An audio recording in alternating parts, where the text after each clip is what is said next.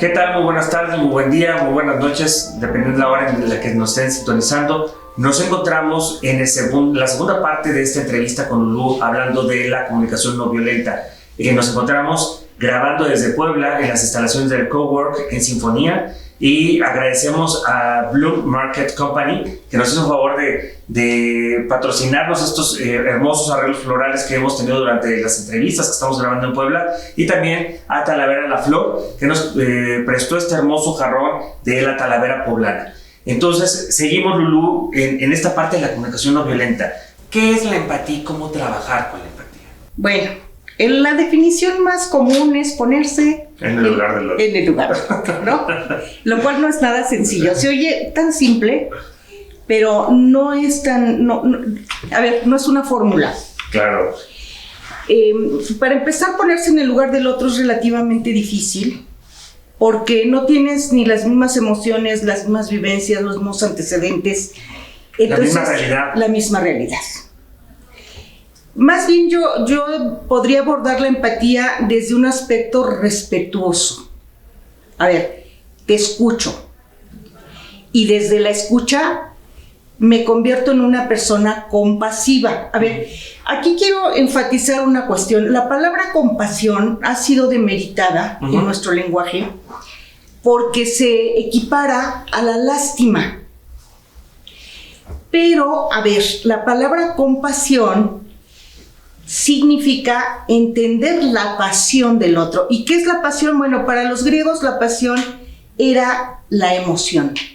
Entonces, estoy con tu emoción. No me estoy poniendo en tu lugar exactamente, sino más bien... Estoy entendiendo tu emoción. Estoy entendiendo tu emoción. Estoy entendiendo profundamente tu tristeza. Okay. Tu dolor. Estoy entendiendo tu enojo. En fin, fíjate cómo es una perspectiva distinta. Claro.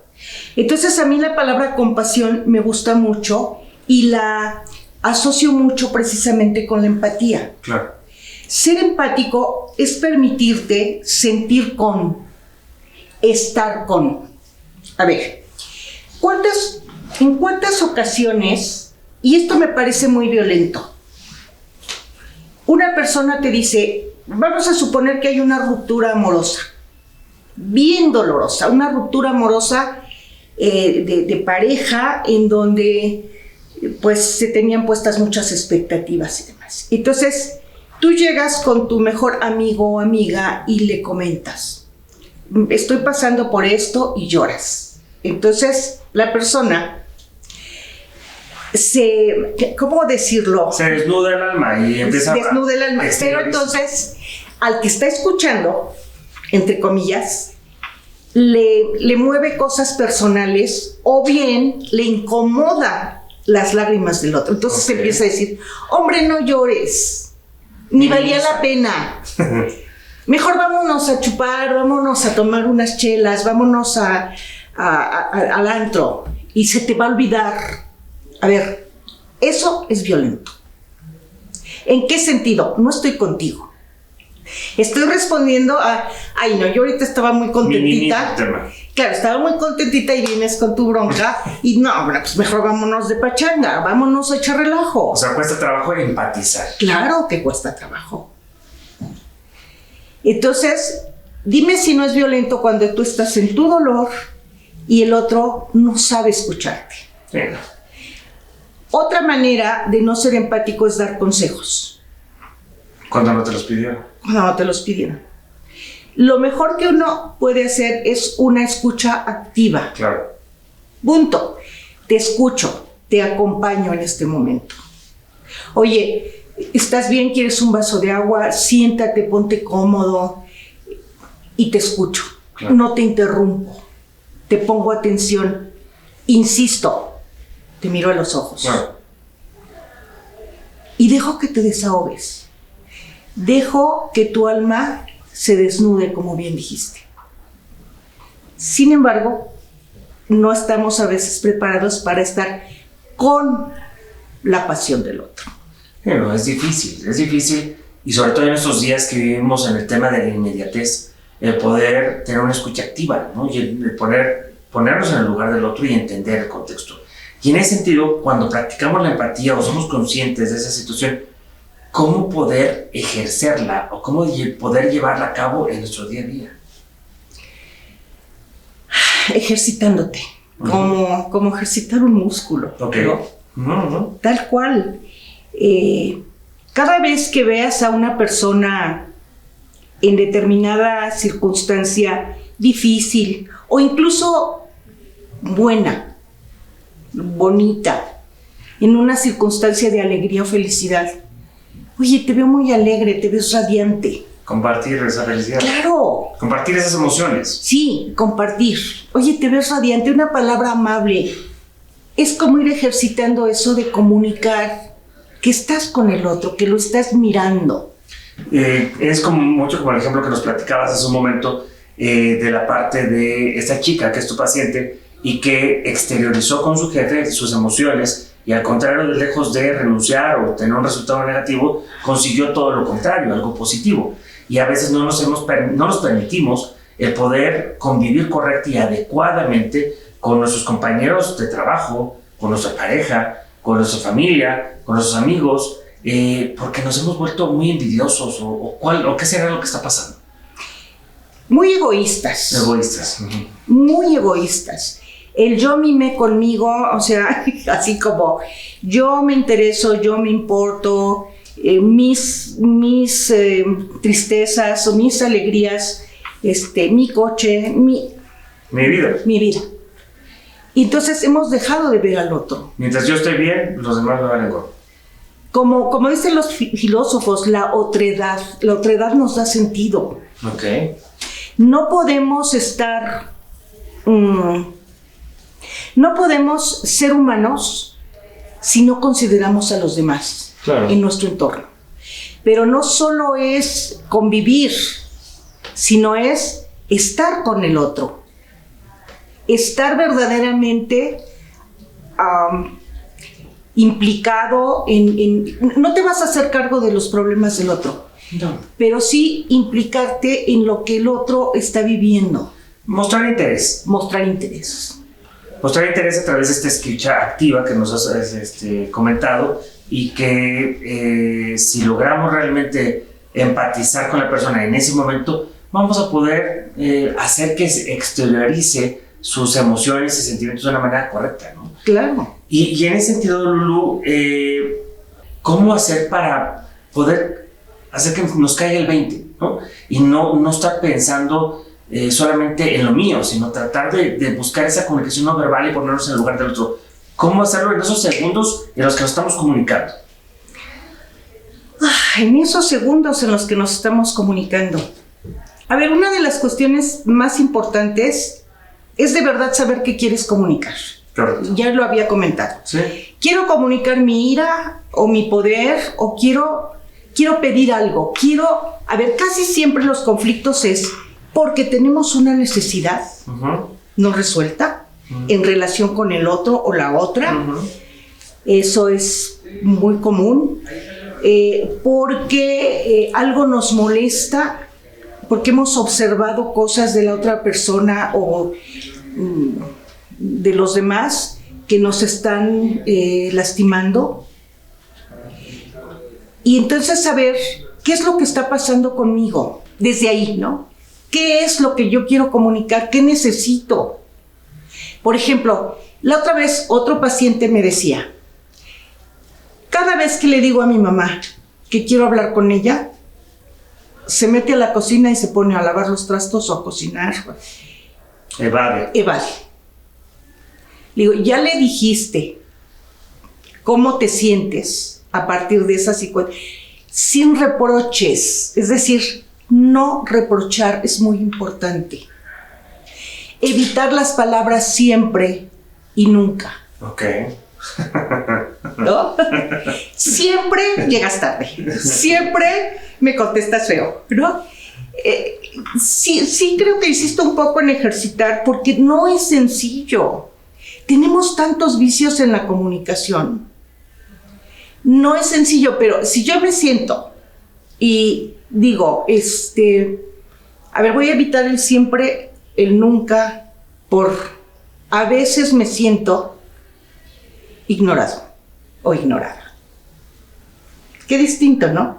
O en ocasiones considero que... Ajá, o en ocasiones me da la impresión de que no me haces caso.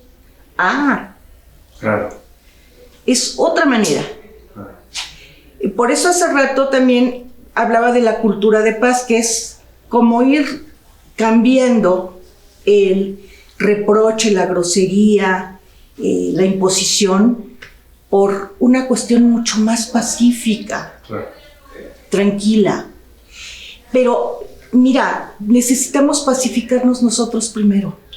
Pero a veces es complicado, Lulu, porque hay ocasiones en las que podemos tener una historia o un contexto con estas personas con las que nos estamos comunicando y es muy difícil comunicarnos. O sea, hablo tal vez con un jefe violento o hablo incluso con las parejas. O sea, personas como un servidor que hemos padecido un divorcio, a veces es bien complicado platicar con la otra persona porque ya eres consciente de lo que viviste en ese momento y ya no estás permitiendo esa comunicación agresiva, ofensiva, y entonces la otra persona lo ve de una manera diferente porque tú ya no te estás dejando violentar como pasaba en la relación laboral, personal, familiar o de pareja.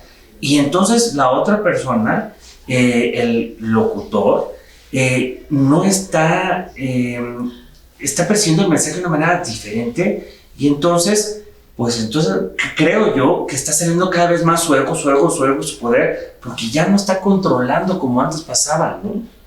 Sí, efectivamente. Hay veces que el otro no está dispuesto. Correcto. Porque su ego, sus necesidades...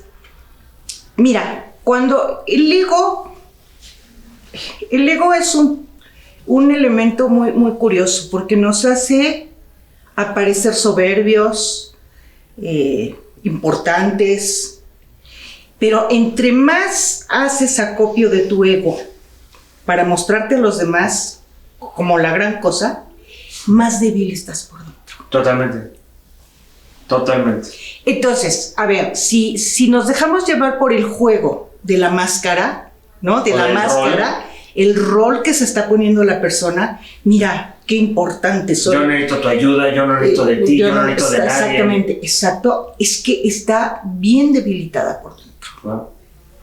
Entonces, no conectarse, ¿no? No engancharse, como se dice así en el vulgo, ¿no? No te enganches.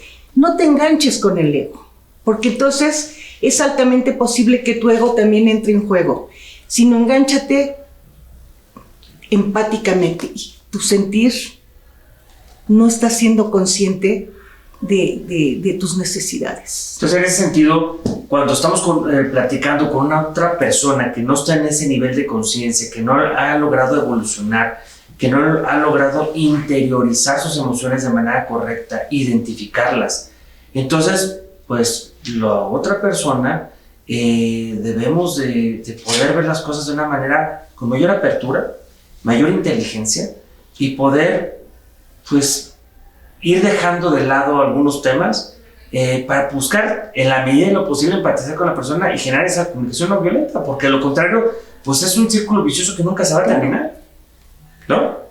Se le pueden contestar varias cuestiones a las personas, así como, no necesito de ti, no me importas, no sé, ¿no? Bueno, eso es lo que tú quieres comunicar. Cuando estés dispuesta o dispuesto a tener otro tipo de comunicación, háblanos. Oye, sin que te vayas con dolor o esa lastimadura. Ya no interiorizar esa emoción. Interiorizar esa emoción. Y en ese sentido, hay ocasiones, no sé si te ha pasado cómo traducir esta parte, de que estás hablando con alguien y dijiste una serie de temas, varias palabras, y la persona nada más rescata lo negativo y agarra nada más para el ataque. O sea, ¿eso cómo se traduce o qué significa?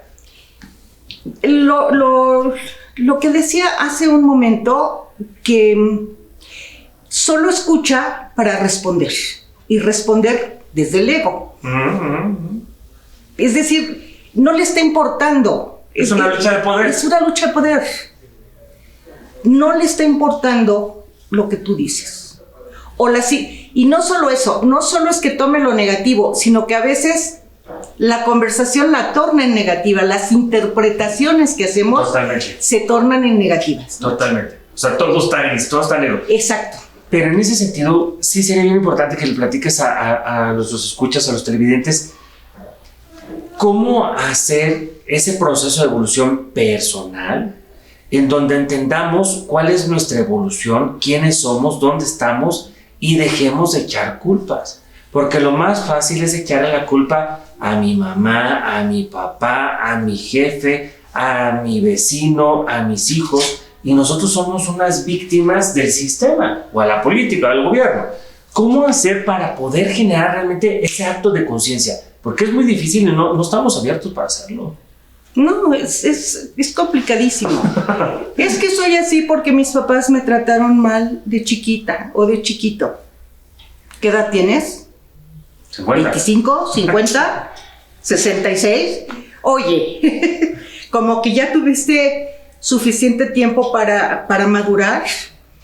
Entonces, si nosotros nos vamos desapegando de ciertos mitos, poco a poco también iremos logrando dejar de echar la culpa a los demás y a las circunstancias. ¿Por qué tengo, no sé, ¿no? Por ejemplo, hace rato te platicaba de una amiga en común que tenemos que tuvo cáncer de colon. Jamás la oí decir por qué yo. Jamás, con una fuerza, con una entereza que vivió su proceso. Porque nunca la oí decir, pobre de mí, no. Entonces, eso saca adelante a la gente. No le echa la culpa, pobrecita de mí, victimizarnos. En cuanto tú empiezas a echarle la culpa a los demás de cómo estás tú, en ese momento te estás siendo irresponsable de tu propia vida. Totalmente. Y Lulú, estamos llegando ya, se nos va como agua esta entrevista, estamos llegando ya al final de esta entrevista. Por último, ¿qué nos puedes compartir de cómo potenciar esta parte de la comunicación no verbal? ¿Cómo hacerla efectiva? ¿No? Y cómo realmente día a día realmente sí llevarlo a cabo. Ya platicaste cómo ejercerlo, pero pequeños tips de que nos caigan 20 para poder actuar.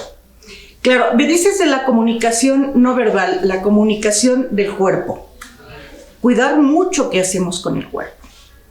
Qué difícil es. Qué difícil es. Cómo levantamos las cejas. Los ojos, cómo los abrimos. Cómo los abrimos, cómo nos movemos. No, traemos digamos, un equipo biológico que ya tiene ciertas características. Y entonces todo nuestro cuerpo tiene que ver con la comunicación. Claro. Y la comunicación no violenta es, pues, dejar las manitas quietas en lugar de manotearle en la cara a alguien. Pero ¿cómo se te ocurre, no? Así, dime si no es despectivo, ¿no? Claro. ¿Cómo se te ocurre? Y le manoteas en la cara, le gritas, elevas el tono de voz, ¿no? Tratas de empequeñecer al otro. Sí. Entonces, cuidar nuestra postura. Insistí hace rato y hasta me volteé, ¿no? ¿Cómo estar en una postura abierta? Abierta es, incluso se puede recomendar la posición de las manos. A ver, estoy aquí como recibiendo. En armonía con la recepción necesaria para poder entender. Y claro que si tú haces eso, automáticamente tu cerebro recibe la información de la atención. Claro. Automáticamente. El cuerpo tiene mucho que ver con cómo nuestro cerebro recibe esa comunicación que tú le estás dando. Okay. Entonces, abrirte, así, inclinarte, a sentir. Ajá, sí. Entiendo. Lo siento. Pero lo siento no. Ay, ya, lo siento. Ay, fíjate cómo son las mismas palabras exactamente. Pero la connotación es bien distinta. La comunicación verbal es diferente. Es bien diferente. Qué complicado esta parte de la comunicación no verbal, porque esto sin duda lo hacemos de una manera inconsciente. Y recordemos que somos un 92% inconsciente y solamente el 8% lo logramos dominar. Entonces, eso implica más trabajo, más evolución y más entendimiento para poder empatizar con el otro.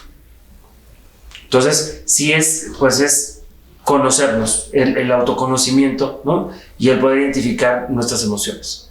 Así es. ¿Algo más, Lulú? Sí, pues yo siempre quiero insistir en que pensemos no qué quiero ser, sino quién quiero ser, ¿no? ¿Cómo quiero ser?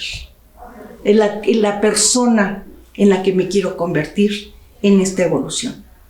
¿Quiero evolucionar o involucionar? ¿Ir para adelante o tener regresiones infantiloides, ¿no? Caprichosas? ¿Qué quiero? ¿Y para qué lo quiero? En ese sentido nos quedamos con esta parte de Lulú y cerramos esta entrevista de comunicación no violenta con la parte de nueva cuenta tocando el punto de no qué quiero ser, sino quién quiero ser. Y en esta parte del quién quiero ser nos volvamos al tema del Dr. Rosenberg en la parte de no poner etiquetas. ¿Cuántas veces hemos cometido el error de poner etiquetas a nuestros hijos, a nuestra pareja, a nuestros padres? Y eso no sabemos lo que está generando de impacto a la otra persona. Cómo la parte de la agresión se puede convertir en la ira, y esta ira mal canalizada o no entendida, cómo puede trastornar ese momento y esa relación o esa comunicación que se quiere tener en ese momento, ¿no? Cada emoción tiene diferentes niveles, ¿no? Buscamos con esa parte de cada emoción tiene diferentes niveles y hay que trabajar en la parte de que ustedes los psicólogos hablan del tiempo fuera, ¿no? A ver, vamos a entendernos, ahorita en ese momento, tiempo fuera, ¿no? Platicamos también del juego de roles. Qué interesante es en el juego de roles cuando tengamos algún problema, alguna situación laboral, personal, familiar, poder hacer esta dinámica del juego de roles, ojalá sea con un profesional de la salud como Lulú. Si no es así, busquemos una persona cercana y entendamos y tratemos de ponernos en el lugar del otro para, en este juego de roles, ser más consciente de lo que puede estar pasando en la mente y en el momento de la otra persona. Y también la parte de cómo empatizar. ¿Qué es la empatía?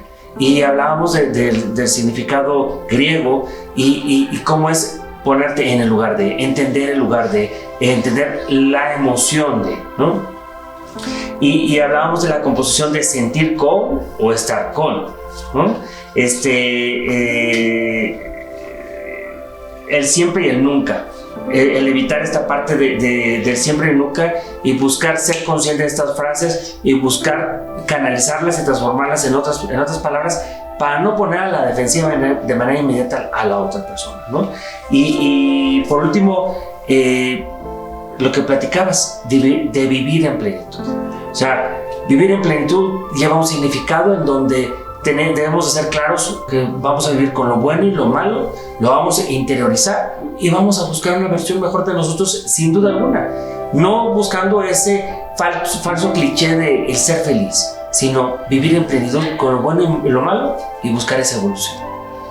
Cariño, muchas gracias por esta entrevista, muchas gracias por tu tiempo, qué bueno verte y esperamos que sea muchas más las que podamos estar compartiendo con Lulú. Recordamos que Lulú es psicóloga, terapeuta, ella da clases en la UAP en Puebla, tiene su consultorio, estarán pasando aquí sus redes sociales, estaremos pasando todos sus teléfonos para que la puedan contactar. Los invitamos a que opinen aquí en el canal, que se suscriban aquí en YouTube, le den a la campanita para que se suscriban a nuestro canal y que también nos estén compartiendo sus opiniones. Lulú estará respondiendo las dudas, inquietudes que puedan salir de esta entrevista con mucho gusto y los invitamos a que nos sigan por todas las redes sociales.